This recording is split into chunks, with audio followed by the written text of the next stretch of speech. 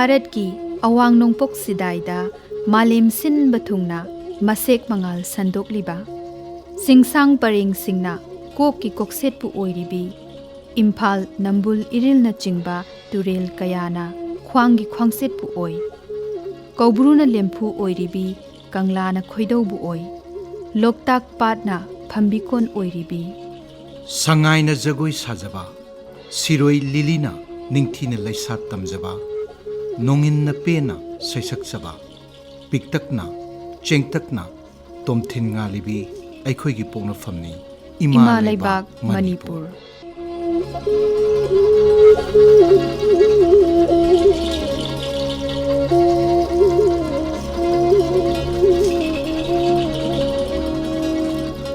Ngasigi Chaothokchei Ema Manipur thoramasida thamjari Manipur gi Sagol Amadi Sagol Kangjei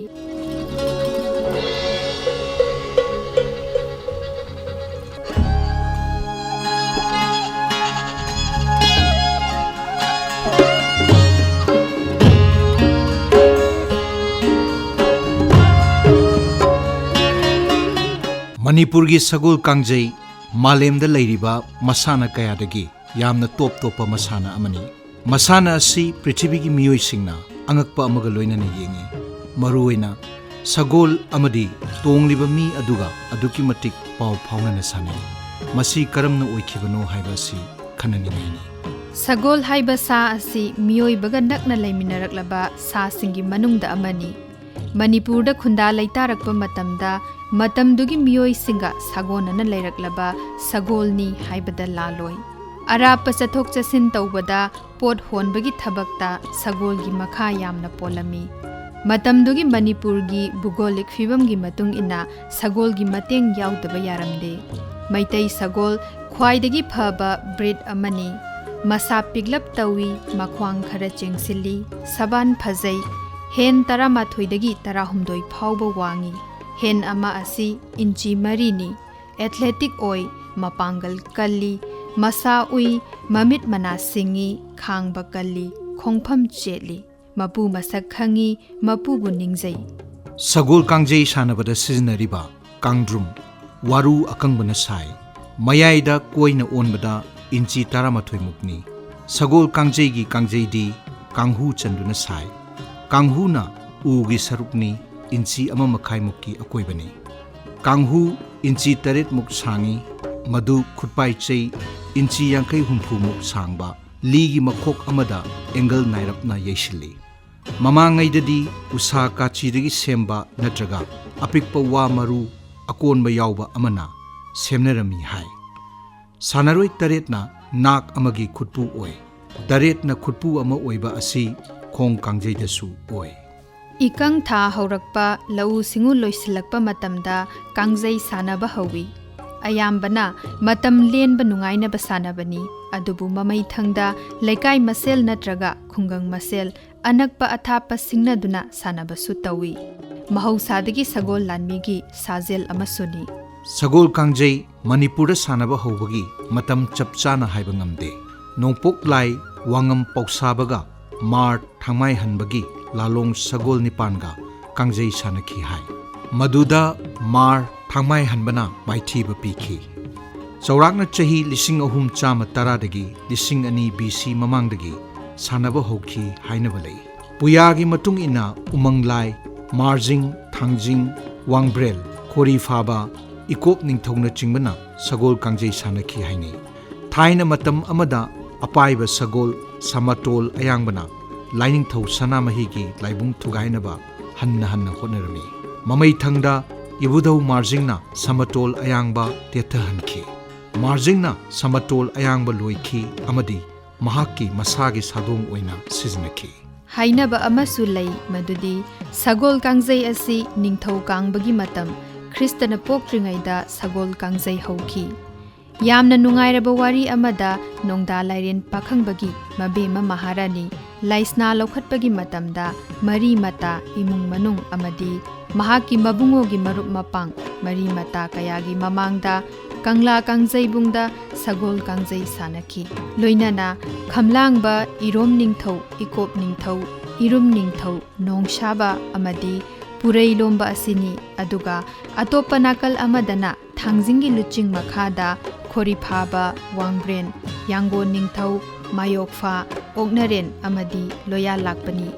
Amaromda Sagol Kangjei asi achamba khungangi oiba yamna pamnaba masanani Masidagi aikoina khangi madudi Sagol asi yamna marang kaina yumthong kayada loinarami Sagol Kangjei sanabagi matam asi mera changlakpadagi hauraga inga ingen yorakpada loisilli Yamna thagatningai amadi nungshiribadi polanbagi chanabi asini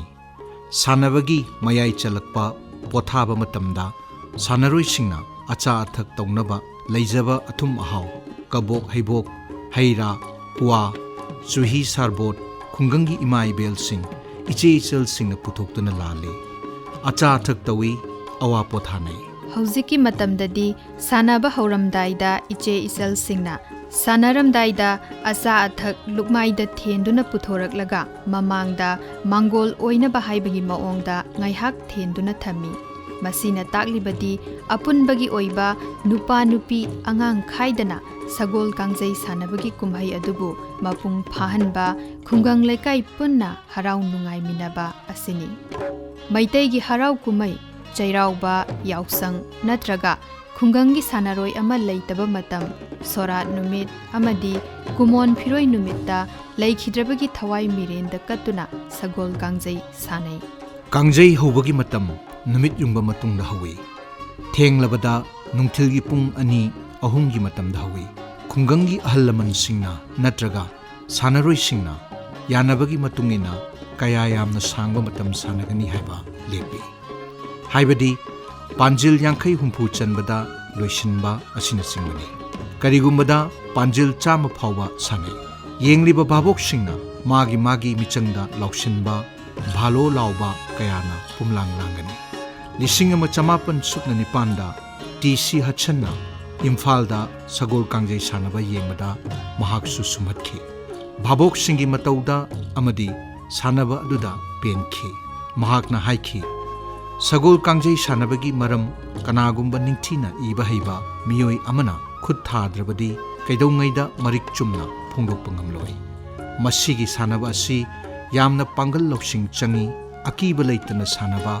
yamna sokpa panba yaungningaini Sanaba haubadi hantre hunba amana Kangdrum mathakta hantre lauduna langkhattuna hawi Kangdrum adu sanaroi amana mathaktagi oknanaba honai okpa ngamlabadi makhoigi panjil chanpham maikai romda puduna cheli atopa maikai gi sanaroi singna manak nakna inaduna thatnanaba amadi yaiba ngamdanaba tanai Kangdrum puriba aduna mahaki panjil chanpham yoramdaida kanghu kotpa nakandagi takshinba taunarami Kangdrum pandanabani cheliba sagol gi mamang thatpadi yade yamna chawba aranbani Manipur Sagol Kangjei gi leibakni Sagol Kangjei na masak takli Manipur Manipur gi Sagol amadi Kangjei Kanghu gi top warina maruwaina Maitei punsi amadi khunai amadi chauraba savyata amagi wahodokni khudamoina Kangjei Kanghu pairaga amam athengmada chatlabadi tinmu laimu changde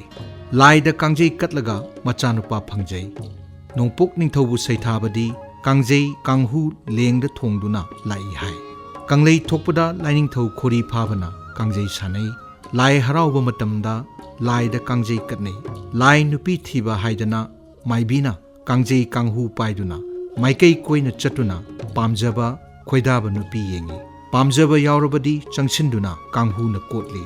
laiga sagolga mari leinabu wari khara lei Lairembi taretna manau nupa ama Sagol na netuna thina sokle haiduna Sagol adu fajinki madu laining thauna thadoknaba hainaba chatki Sagol pankhiba lamdam adubu Sagol ban kauki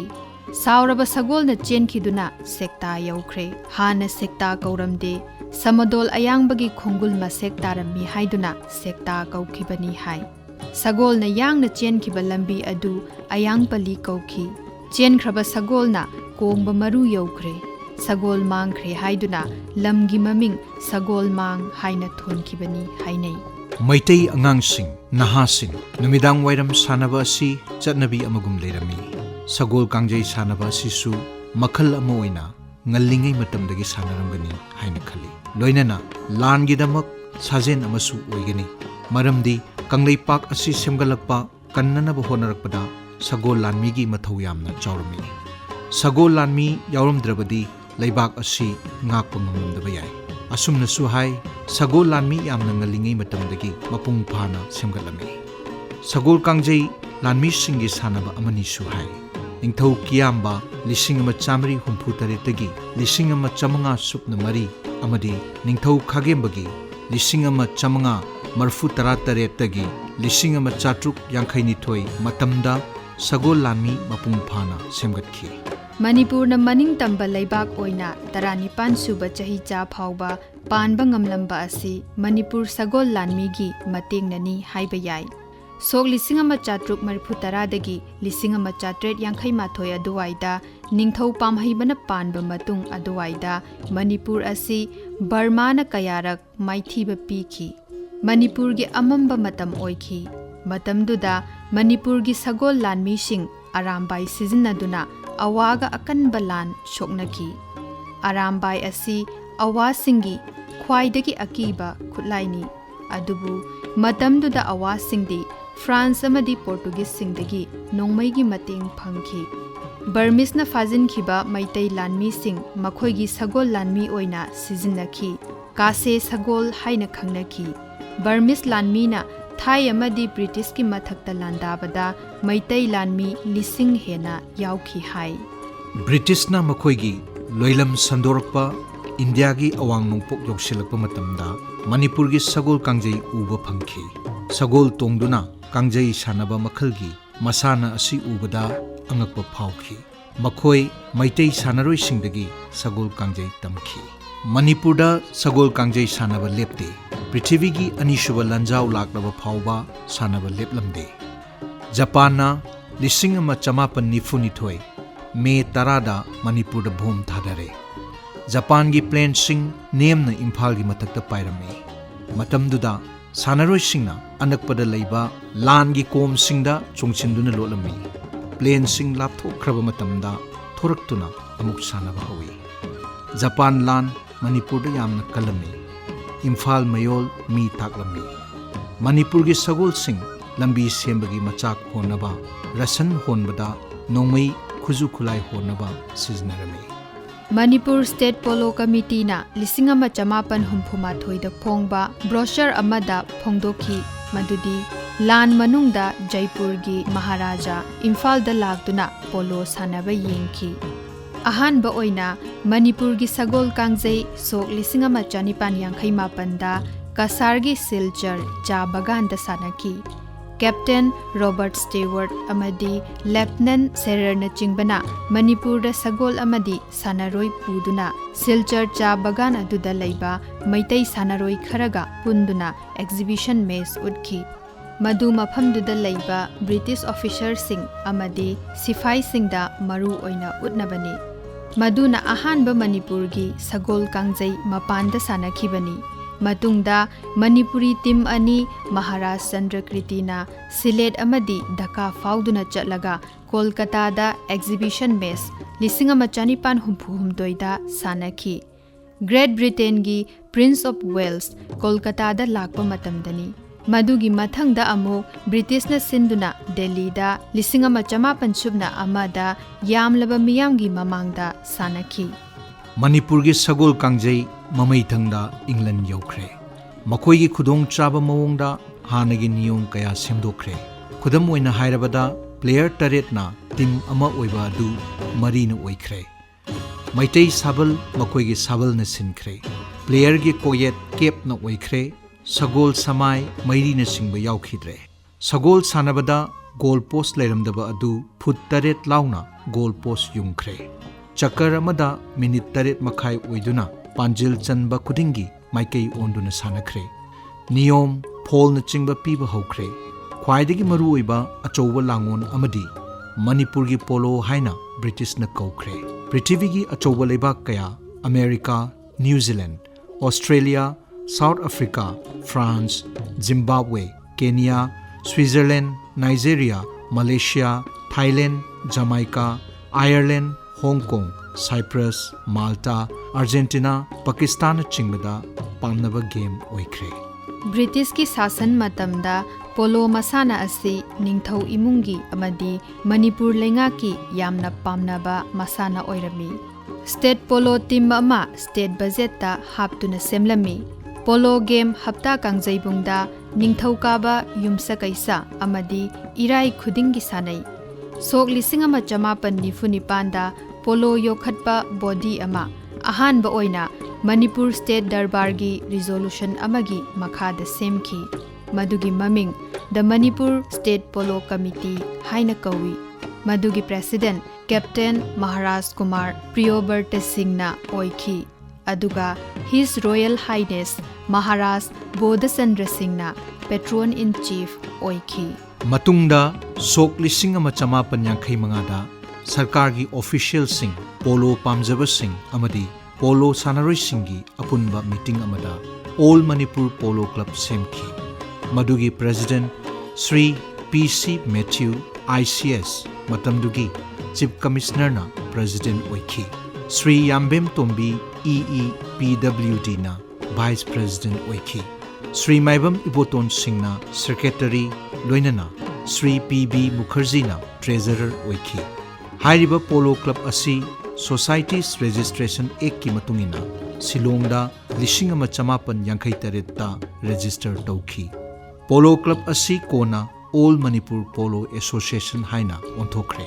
Polo Association asi IPA Delhi da January 19 lising ama chamapan yankhai nipan da register tauki. Aduga Manipur Olympic Association da July 19 ing lisingani 19 da sakhanglaba affiliate unit ama oikre. Sagol Kangjei masanagi matangda veteran sanaroi amadi All Manipur Polo Association gi Hanagi General Secretary Amadi Advisor Sri Maisnam Khelendro 1970 ga 8 adaida sagon si tongba hore aduga 1980 ga 23 sidadi akoi polo sanaba hore matamdudadi sagol tongba horpa matamdadi Manipur da Sagol Kangjei si sanaba si leptana lerame adubo matamduda aikoina sagon si pamjabagi sagon si da tongba horpani 70 ga 8 sidaida akoina mathang sum hangnana tawda asumai tawna All Manipur Polo Club, All Manipur Polo Association naina ojik hairise sumai tawna association namal lei Bapal Kangjei bungsi atoba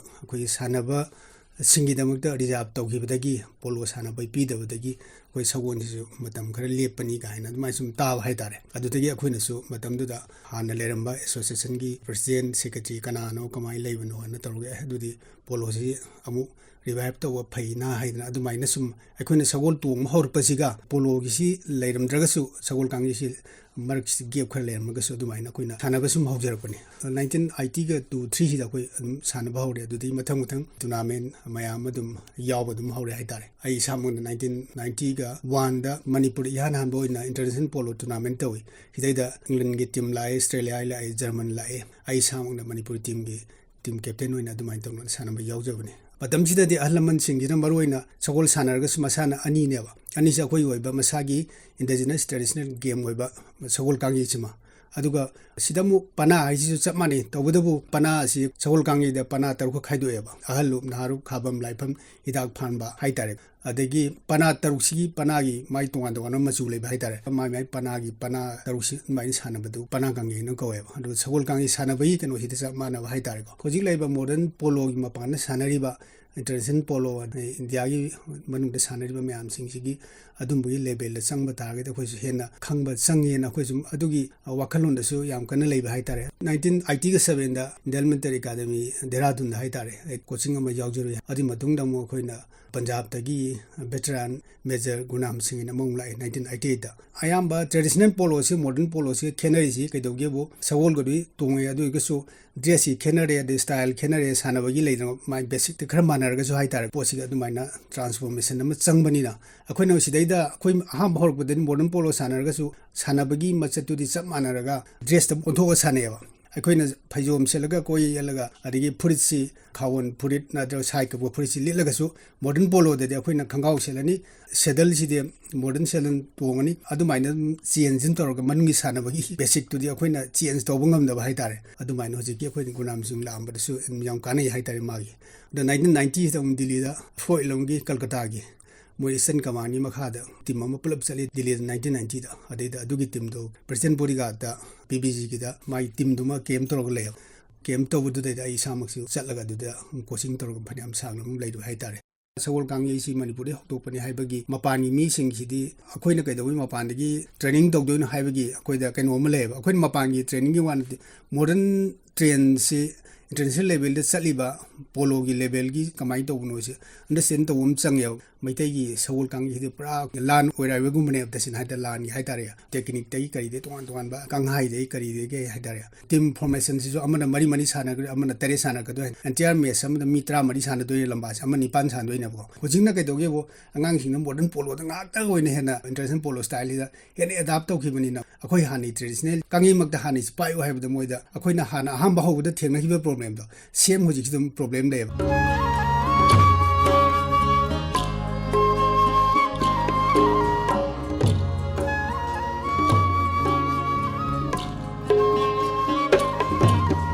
पोलो मणिपुर की state game नि हाइना 1948 दा लाउथोखी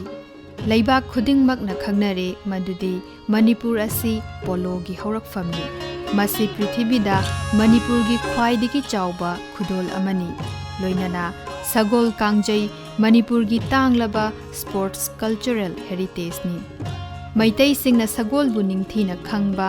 नैनबा सगोलना इमा लैबाक किदमक सेवा तौजबा मथवाई थाखिबा लोइनना पृथ्वीदा फावरबा सगोल कांगजै की मसाना असी उत्पदा मखोइगी थौदांग अखोइना करमना काउथोकनी मैतै सगोल ईश्वर मगनी अखोइगी ममल यामलबा लन्नी चाउथोकचै अखोइगी सगोल कांगजै अखोइगी सगोल गिदमक